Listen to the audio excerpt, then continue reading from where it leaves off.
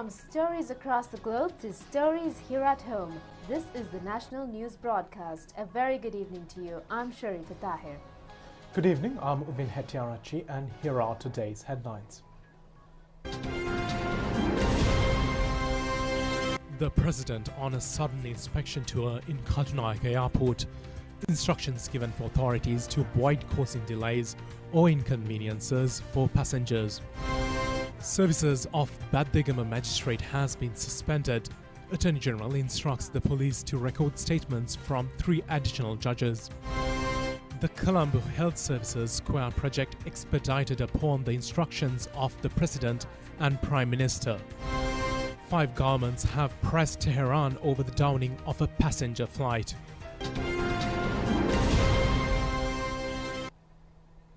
We move on to those and other stories in detail now.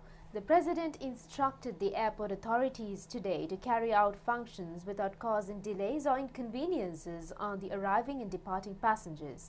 Engaging in a sudden inspection tour in the Katunayake International Airport, President Gotabaya Rajapaksa emphasized that the security process in the airport vicinity should be carried out without causing inconvenience on the public. The President observed the time, places and processes of the arrival of a passenger to the airport, passenger entry to the flight via the passenger terminal and the departure of a passenger from airport after arriving to the country. The President has directed instructions to the Director General of Immigration and Emigration to take necessary steps to avoid the delay caused on the passengers due to immigration and emigration proceedings through the adequate allocation of officials.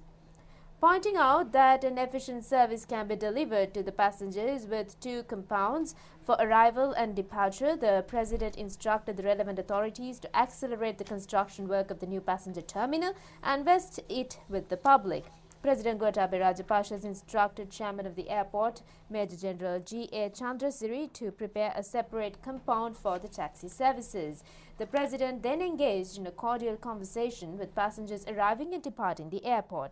President Gotabaya Rajapaksa appreciated the chairman and the staff of the airport for the efficiency displayed in the services of the airport.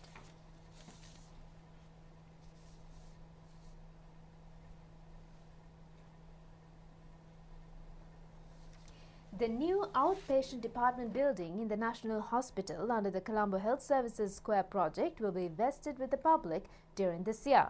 The constructions of the project have been expedited in accordance to the instructions of President Gotabaya Rajapaksa and Prime Minister Mahinda Rajapaksa. Colombo National Hospital, regarded as the largest hospital in South Asia, can extend treatments for 3,350 in-house patients. More than 10,000 patients seeking treatments from various clinics, including the OPD, and visitors arrive into the hospital each day. Consequently, a massive traffic congestion has occurred in the vicinity of the hospital. As a solution, the Health Services Square project was introduced. The preliminary plan of the project was introduced in 2014 when President Gotabaya Rajapaksa was serving in the capacity of Secretary to the Defence and Urban Development Ministry.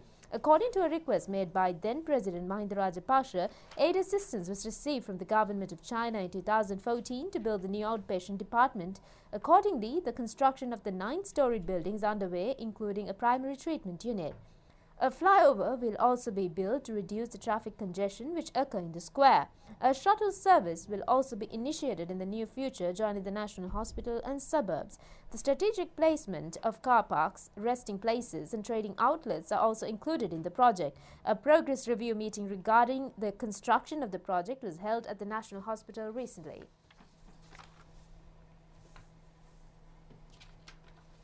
Minister Dallas Alhab Perumal says that regulations related to urbanized areas should not be applied to rural areas when enrolling students into schools.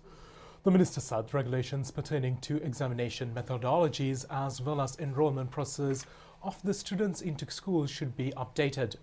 The minister made these remarks while attending a national ceremony to enroll students into grade 1 classes for the year 2020 organized at the Dharma Pradeepa Primary School in Nugagolla in Matale. The ceremony was organized by the Ministry of Education under the theme Hadina Heta Ratata Ikama Apiakurata. The minister handed over the sets of school kits for the students, symbolizing the enrollment of the students into the schools.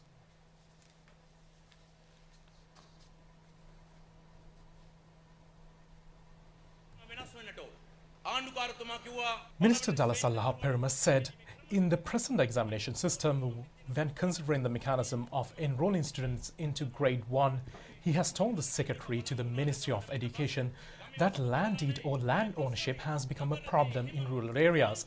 Though it is applicable in urbanized areas, he said that land deeds in certain parts have not been distributed among the villagers. Hence, the methodology is not suitable or applicable to rural areas. He said that this methodology should be amended accordingly. The minister said that the present education system in the country has failed to establish a mechanism to identify unique skill sets of each student. Considering the most common issue in the education system, the minister added that the school system should be modernized.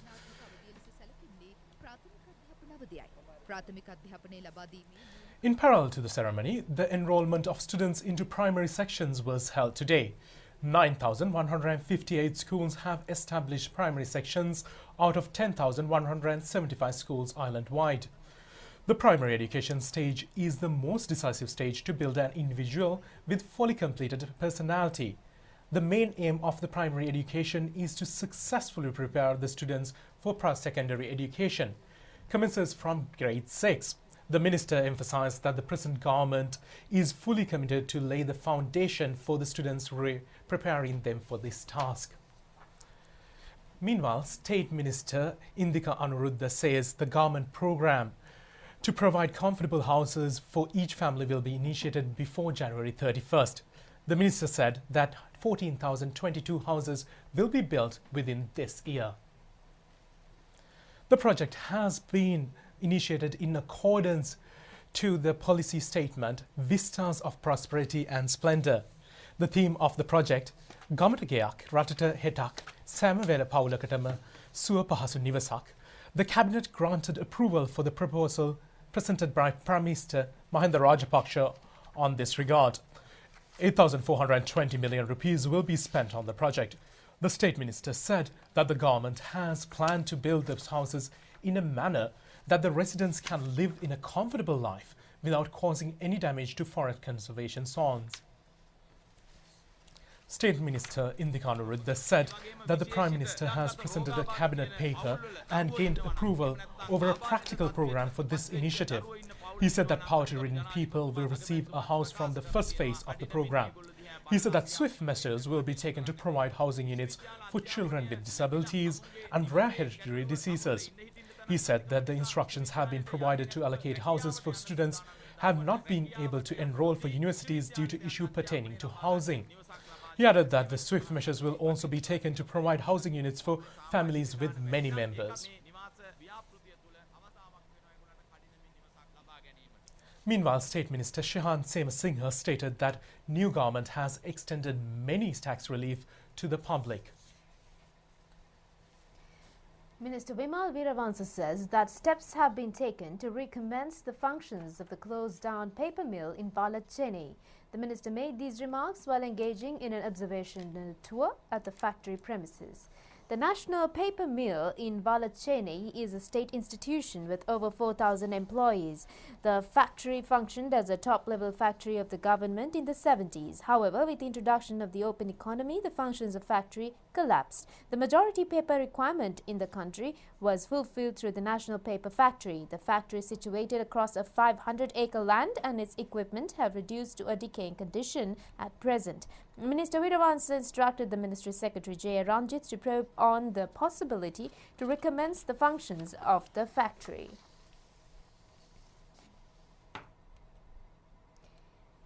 In the meantime, attention of the government has been directed to use tourism industry as one of the key industries which could actively contribute for an accelerated economic development in the country. The President recently mentioned that the main objective of the tourism industry is to earn a revenue exceeding $10 million by 2025. World-renowned CNN news agency has selected Sri Lanka as one of the top 20 places to travel this year. Furthermore, several local and international travel websites have claimed that Sri Lanka is a must-visit country in this year based on 35 facts. Ancient palaces, historical ruins, religious sites and wildlife, as well as a nation's natural splendor are some of the must-watch sites in Sri Lanka.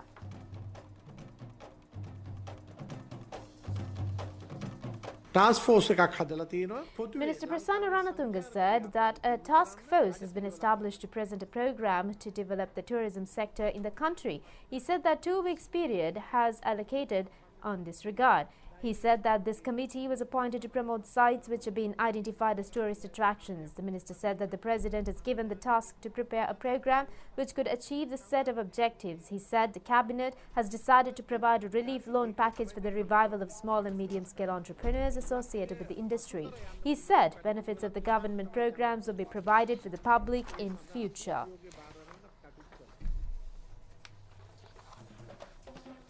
The facilities provided for tourists arriving into the country should be further developed, especially the development in direct flights and tourist hotels. The government set to initiate a relief program to further strengthen the economy of the populace involved in livelihoods associated with the development of the tourism industry.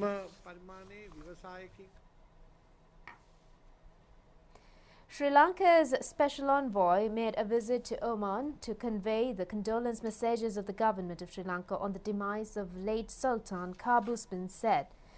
The delegation is led by the Special Envoy of Sri Lanka's government, Minister Susil Premajayantha, and the letters of condolence messages were handed over to the Minister for Foreign Affairs of the Sultanate of Oman during a meeting held yesterday. Minister Susil Premajayantha, accompanied by parliamentarian Faiza Mustafa, visited the Sultanate of Oman to convey the condolence messages from President Gotabaya Rajapaksa and Prime Minister Mahinda Rajapaksa addressed to Sultan Haitham bin Tariq Al Said on the demise of late Sultan Qaboos bin Said.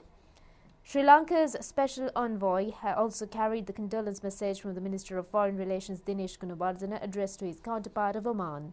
Sri Lanka's ambassador to the Sultanate of Oman, Amir Ajwad, was also associated with the minister during discussions. Conveying Sri Lanka's deepest condolences and sympathies, Sri Lanka's Special Envoy Minister Premajayantha stated that the late Sultan of Oman was a visionary leader and a true friend of Sri Lanka. His passing is an irreparable loss, and his contribution to bring about peace and harmony to the region as well as to the world at large will forever be remembered.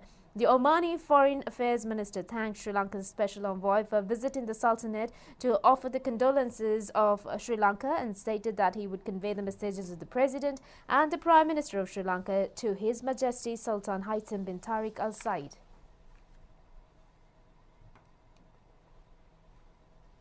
The Judicial Services Commission has taken steps to suspend the services of Badegama magistrate Dhammika Hemapala with immediate effect. The magistrate was suspended on the charges of alleged involvement in the controversial telephone conversations with parliamentarian Ranjan Ramanayaka.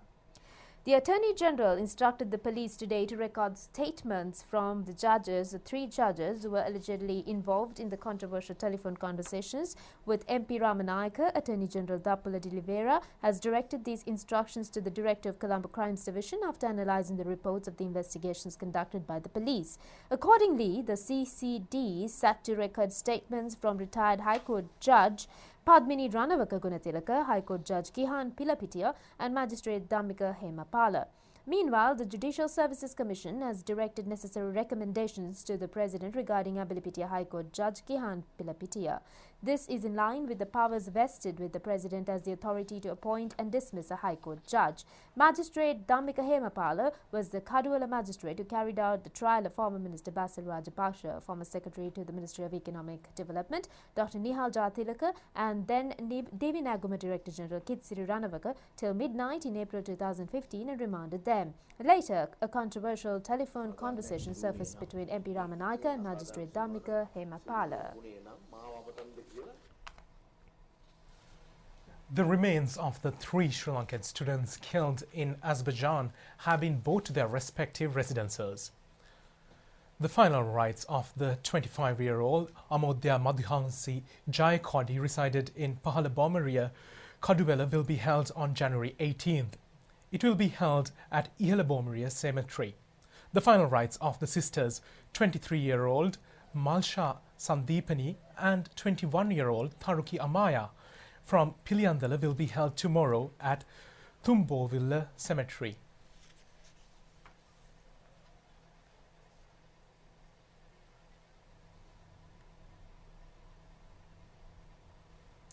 In the meantime, a Buddha statue from an important religious site has been returned to Sri Lanka 100 years after it was gifted to a British man. Members of the Bell family have handed the statue down through the generations after archaeologist and explorer Harry Charles Purvis Bell, known as H.C.P. Bell, was given the statue during a visit to a temple in the 19th century while he was working in Sri Lanka. He just picked one out and said, "Do you mind if I take this?" And they said, "Master can take anything he likes."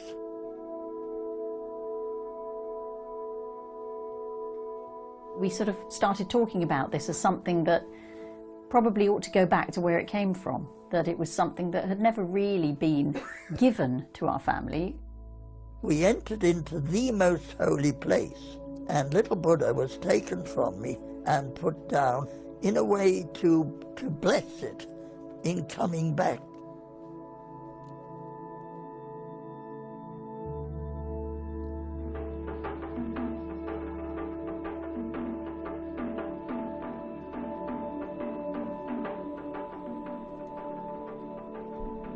We were allowed into the shrine where the tooth was. It was incredibly moving, the whole thing. And it really stressed for me how important it is for, I think, for us to give back some of the things that we took, you know, all those years ago when we were colonising and, you know, parts of the world and so on.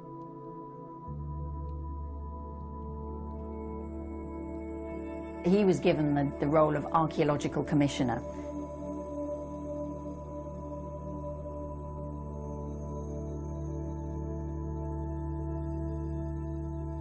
When he was in a room with several little Buddhas, he just picked one out and said, "Do you mind if I take this?" And they said, "Master can take anything he likes." They handed this little statue over, which he then gave to my grandmother as an engagement present.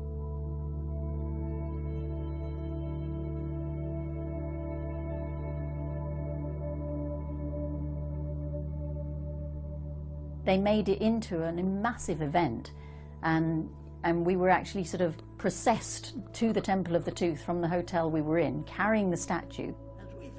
Well, I think it's just the completeness of something which I felt is the right thing to do, that it should go back to the temple and be honoured in the place where it originated.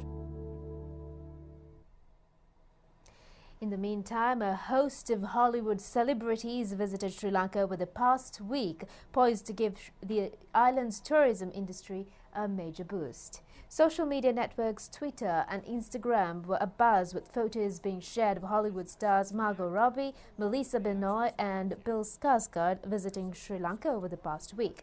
Melissa Benoist, who currently plays the eponymous Supergirl in the 5th season of the show and also had a starring role in the hit musical comedy serial Glee, on last Monday evening posted her adventures in Sri Lanka to her 3.9 million Instagram followers, sparking enthusiasm for the country. Benoist posted a picture of her travelling on a train with her husband Christopher Wood, who co-starred with her in the early seasons of Supergirl. Margot Robbie was also in the country for her vacation and was seen with her friends in Colombo.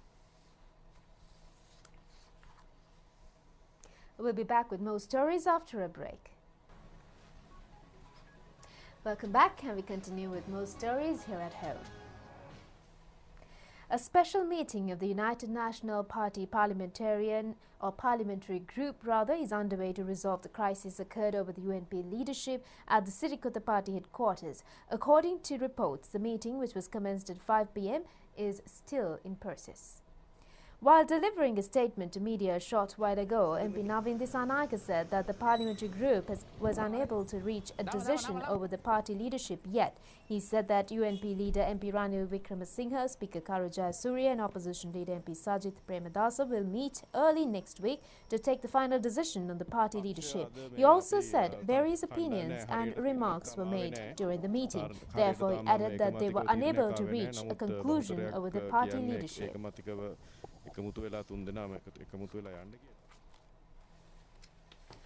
Minister Bandula Gunawardena says that Suryavavi Information Technology Garden will be transformed into a hub with the international support.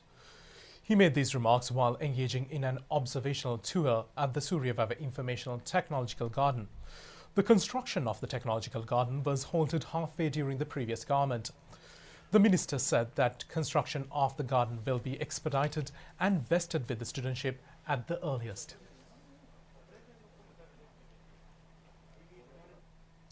In the meantime, discussion has been initiated to explore possibilities to increase the investment opportunities in foreign technology investments. It also aimed at seeking potential convergence of new technologies in local contexts that are emerging globally. KRMG Capital, New York-based investment and advisory firm, organized the event yesterday. The company specializes in disruptive technologies including blockchain, artificial intelligence, big data, Internet of Things and cloud computing. The emerging technologies mentioned have quietly but steadily evolved over the past few years.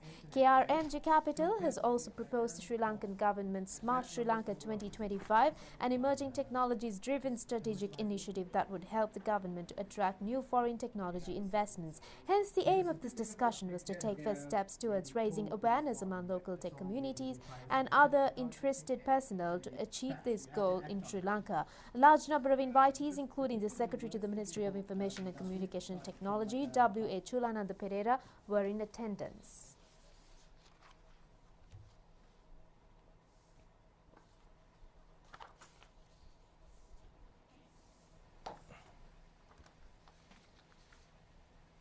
If you go to the specifics, we're going to talk about the blockchain, big data, IoT, artificial intelligence and cloud computing, and how the convergence happens among these pillars, and then how it's going to impact for our society in our day-to-day lives. We are trying to create a two-way dialogue between us and the government in the private sector when it's come to the emerging technologies. Once we start bringing these technologies into Sri Lanka, it comes with FTIs, foreign technology investments. So that's one of the main objectives of this project. We're trying to raise the awareness among the Sri Lankan local communities, and then once they get to know about these things, we would be able to gather the local talent around these technologies, and then we can tell the world, see, we are ready, so why don't you come and work with us, bring the technology to us, bring the investments to us, and then we would be able to deliver a world-class products when it comes to these technologies. The court case relating to Dr. Shafi Shahabdin was taken up for hearing before Kurunegala Chief Magistrate Sampath Hewavasam today. After considering the submissions made today, the case was postponed until March 17th. Dr. Shafi Shahabdin was charged for allegedly amassing assets through unlawful means and performing illegal sterilization surgeries on women while working at the Kurunegala Teaching Hospital. SP Vijitha Pereira of CID, making a submission in court, said that the investigation have been initiated to probe the conduct of the suspect doctor in Galewala and Dambulla hospitals during his previous tenures. While new statements have been recorded from staff at Kurunegala Teaching Hospital, in addition it was stated that investigations pertaining to transferring of a newborn baby to another person by altering the bed head card by Dr. Shafi at Kurunegala Hospital. Attention of the government has been directed to prepare a suitable methodology to regulate three-wheelers in a proper mechanism. These remarks were made during a meeting held between Minister Mahinda Amaravira and Three-Wheeler Drivers Association. The discussion was held at the Passenger Services Management Ministry. The relevant associations requested the minister to establish the provincial three-wheeler regulatory institutions. The attention was directed on improving the quality of the three-wheeler service and providing uniform for three-wheel drivers. The minister requested the representatives of the associations not to exceed the 20% charges made on three-wheelers. The associations extended their gratitude for presenting a cabinet paper over the development of three-wheeler industry. The minister said that necessary steps will be taken to resolve the issues considering the opinions and suggestions of the associations.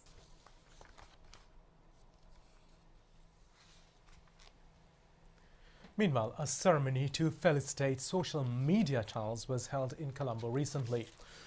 The award ceremony was titled Raigam Somi Awards in 2019. The event was organized by the Kingdom of Raigam. The Raigam Telly's award ceremony is organized annually to felicitate local telecreations. In addition, Raigam Som Awards 2019 was organized with the aim to improve the quality of social media platforms. Best YouTube channels, best Facebook channels, best lyrics and other fields were felicitated during the ceremony. Professor Surilari Ratna was the chief guest of the event. Kingdom of Raigam has planned to organize this event annually.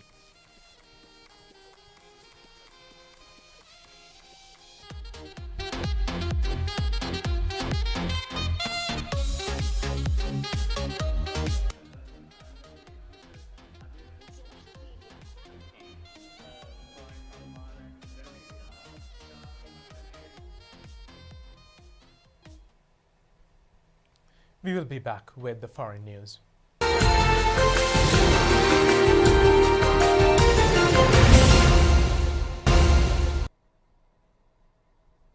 Welcome back, and we move on to news overseas now. Iran is facing fresh pressure to give a full accounting of what happened to the Ukrainian plane that was shot down over its capital city last week with 176 people on board. Ministers from 5 countries that lost citizens in the crash are gathering in London to demand answers. Ahead of the meeting, Canada's foreign minister said his country would get to the very bottom of what happened. Iran has said the plane was brought down by a missile fired in error. The plane traveling to the Ukrainian capital, Kyiv, and carrying many passengers on their way to Canada was downed amid escalating tensions between Iran and the US. There were no survivors. Hours before Iranian missiles had targeted 2 air bases in Iraq housing US forces. For 3 days after the tragedy, Iran denied any responsibility, but after international pressure, the hardline Revolutionary Guards accepted responsibility, saying the plane had been mistaken for a cruise missile. 5 countries who had citizens on the plane, Canada, Britain, Ukraine, Sweden and Afghanistan, have formed a new group to coordinate their response as the Iranian-led investigation unfolds. Meanwhile, the United States and China have signed an initial trade deal yesterday that will roll back some tariffs and boost Chinese purchase of US products. Diffusing 18-month war between the world's 2 largest economies, but leaving a number of sore spots unresolved. We have a report from the Reuters. The United States finally signed the first part of a trade deal with China. US President Donald Trump painted it as a win on Wednesday.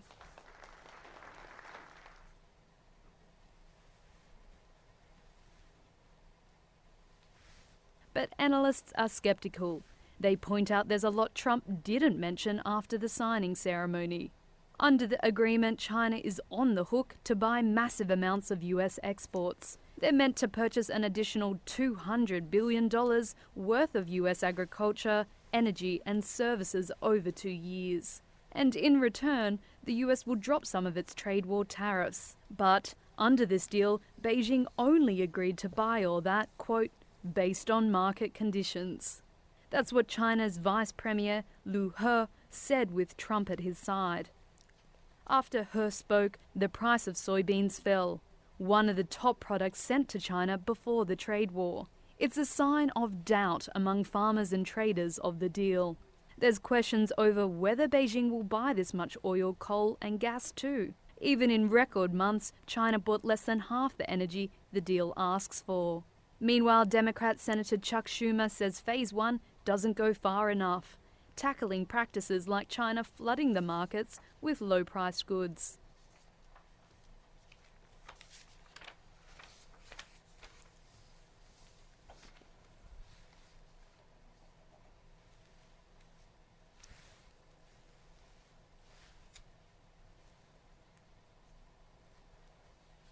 Market turmoil tied to the trade war last year left the global economy growing at its lowest rate since the financial crisis. And the deal still leaves tariffs on a wide swath of goods from both sides. Tariffs on Chinese imports have cost US companies $46 billion. Trump said Wednesday once Phase 2 is done, the tariffs will be peeled away.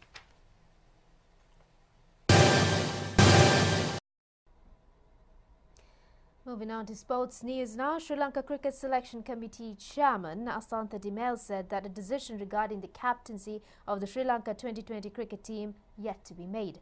Also, consultant head coach of Sri Lanka cricket team Mickey Arthur made remarks regarding the upcoming series against Zimbabwe. With all the teams, we can have the best preparation in the world and we can give the best role clarity to players and we can back players in. But ultimately, we have to have some success. And this gives us a really good opportunity as a test unit to go and really consolidate positions, turn in some big performances ahead of what is a very big test series for us against England, and give the players a little bit of confidence and give them the reward for all the hard work that they've been putting in, because I can honestly say the preparation that the guys have been through has been excellent. The effort from the players is excellent. The pitch conditions in Zimbabwe are going to be interesting. It's very warm there at the moment. There is normally a little bit early on at Harare particularly. There is a little bit of tennis ball bounce there. Very slow to start off with, and will quicken up as the game goes on. It's very typical Southern Africa, really. The pitches there are sort of mirror the pitches in South Africa.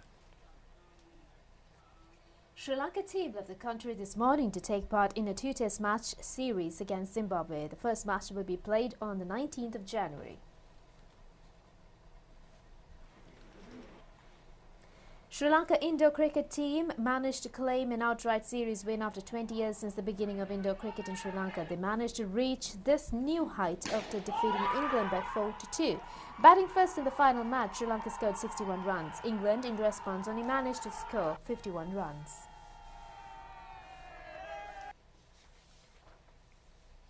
Looking at today's weather forecast, the Met Department says that showers or thunder showers may occur at few places in Sabaragamuwa and western provinces and in Galle and Mathura districts after 2 p.m. Several spells of light showers may occur in the eastern and Uva provinces and in Hambantota district.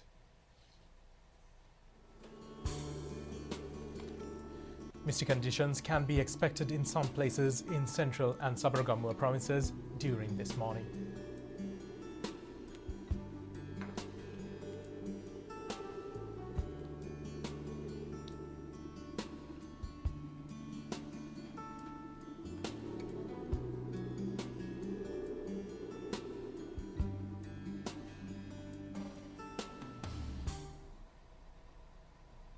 That's it for tonight's English News Update. Thank you for joining us. Good night.